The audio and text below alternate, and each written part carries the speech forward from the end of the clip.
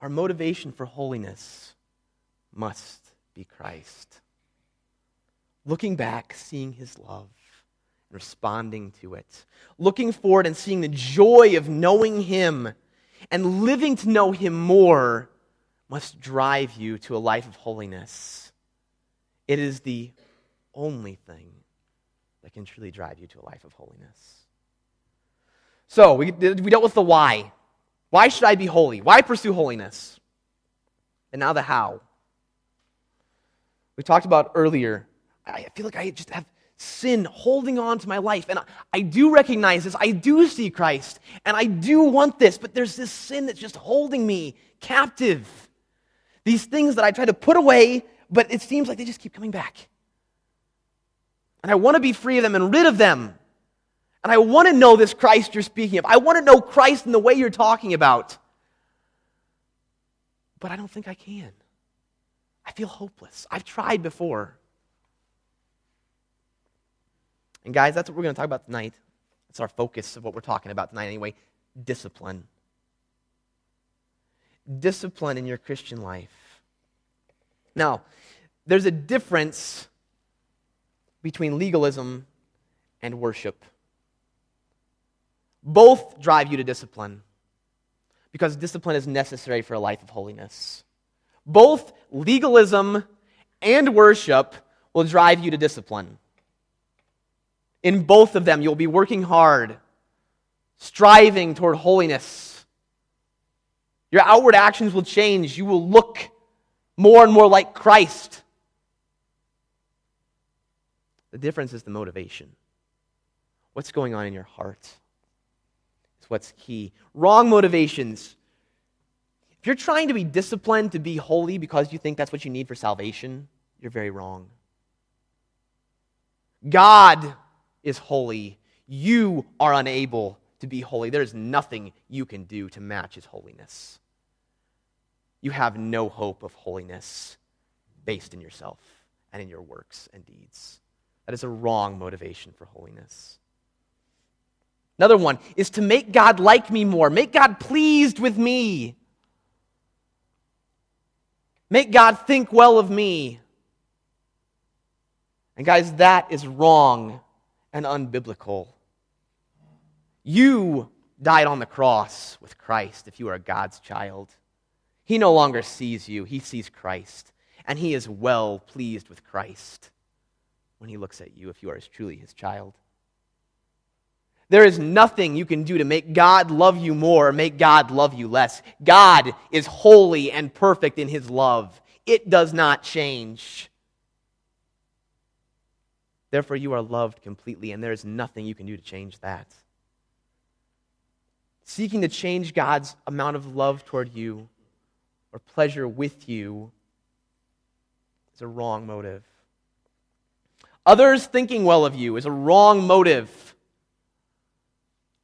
I don't want people to see me as this liar that I constantly struggle with lying. I don't want people to think of me as a liar or a thief or whatever it is you struggle with. I want people to think of me as a good person. I want them to like me.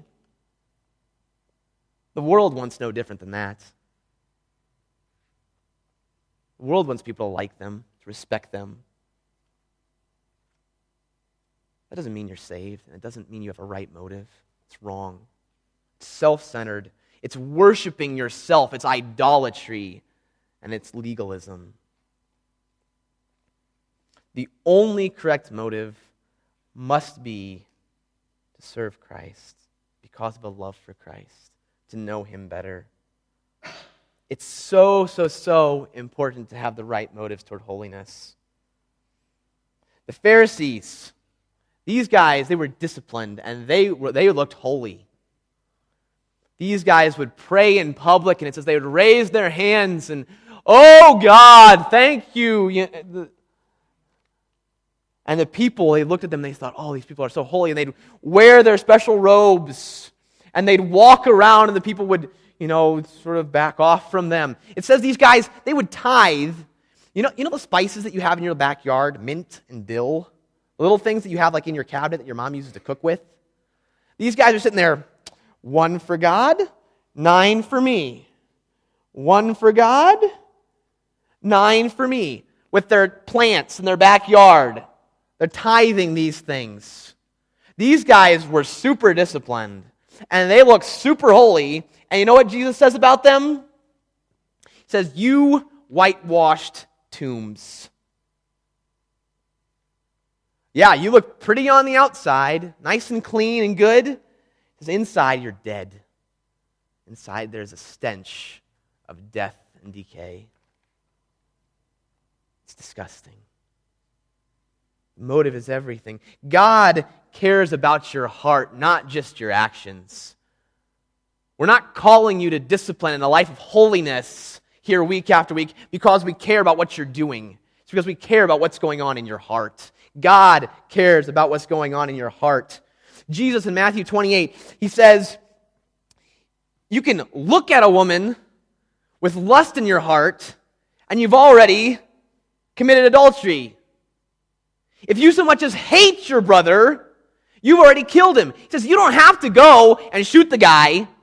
You don't have to go and sleep with the woman. All you have to do is have something going on in your heart.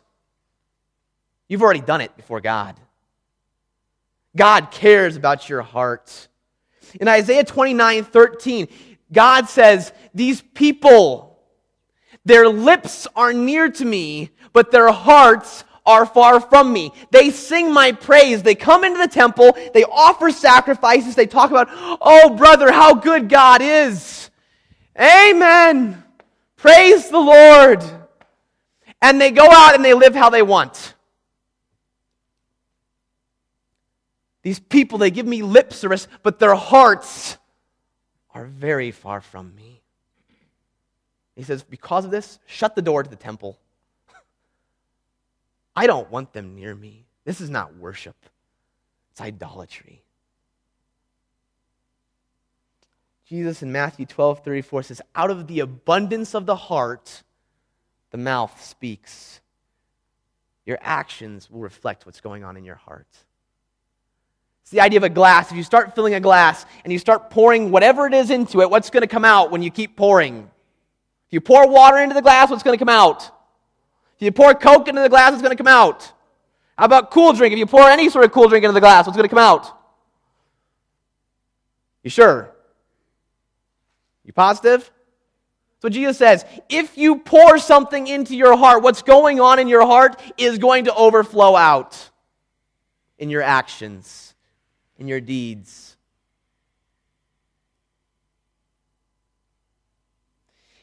The only motive that will sustain a life of holiness in a disciplined way and manner is Christ. Loving Him, living to know Him more. If it is anything else, I can guarantee you guys your actions will not be sustained. If there's anything else filling your heart and coming out, you will not keep acting in a disciplined way, and you will not keep pursuing holiness. You cannot. Think about this. How many of you guys watch the Olympics? Make them out. Not many of you. How many of you guys watch some pro sports athlete at some point or whatever sport it is?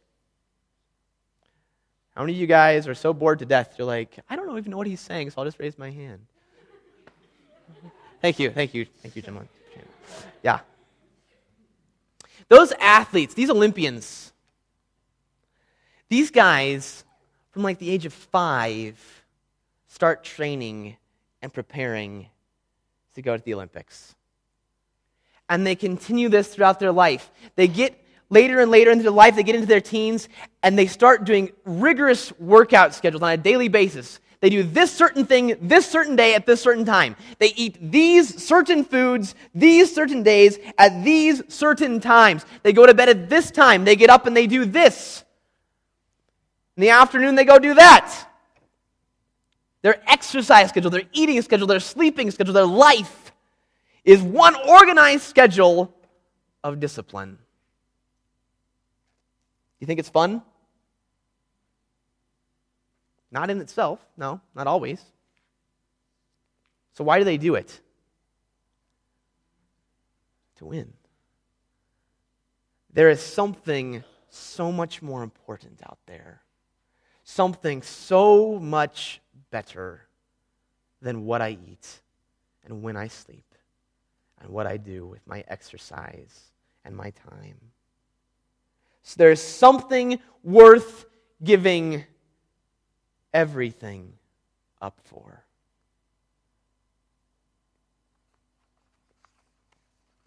Guys, discipline is the process of giving up everything to gain what is best, to gain the pearl of great price, to gain Christ. Not in the sense of your salvation, but to truly know Him, to truly enjoy Him. Discipline is the only thing that will bring that about. Discipline is hard work. It's effort. Nathan talked about this a few weeks ago. This is a battle. The Christian life is a battle. It's not something you just flip the switch and all of a sudden I'm this good Christian. Or I pray one sinner's prayer and God just zaps and I'm saved. Or I go get dunked in the water tank and I become this perfect person. It's a life process. It hurts. You didn't learn to ride your bike the first time you did it. You fell off. You banged your head. You scraped your knee. That's what the Christian life is. But it's about getting back on the bike. And guys, it involves this work, and there's really two parts to this work then in a life of discipline. There's putting off sin and putting on righteousness.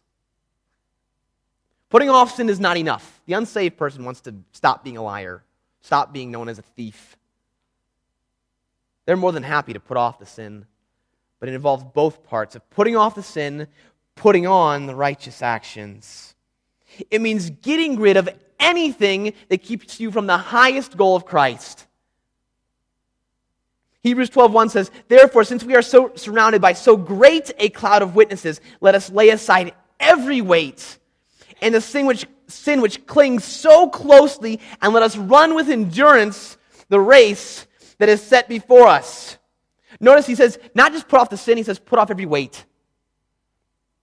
It's not just saying stop doing the bad things. What he's saying here is put off the good things.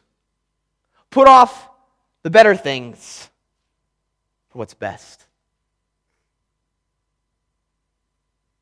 How badly do you really want to know Christ? This involves managing every moment of your life, guys. True worship, a life of worship, a life lived for holiness is a second-by-second pursuit. 1 Corinthians 10:31 says, "Whether you eat or drink or whatever you do, do all to the glory of God." Whether you're eating or drinking or getting up in the morning or playing your video game or going to school or sitting in class or taking a test or listening to the teacher or whatever it is, do it to the glory of God. There's no neutral ground in the Christian life. There's no time for you. You're either pleasing God or you're pleasing yourself.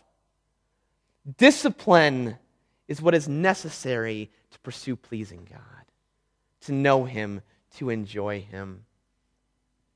Ephesians 5:15-16 says, "Look carefully then how you walk, not as unwise, but as wise, making the best use of your time, because the days are evil."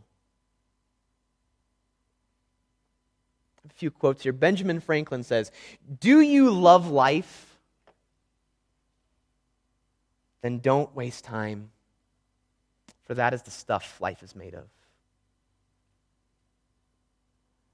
And a quote, this is not originally by John Piper, but this is where I heard it, and I love this. And honestly, I would encourage you to memorize this because it is worth knowing.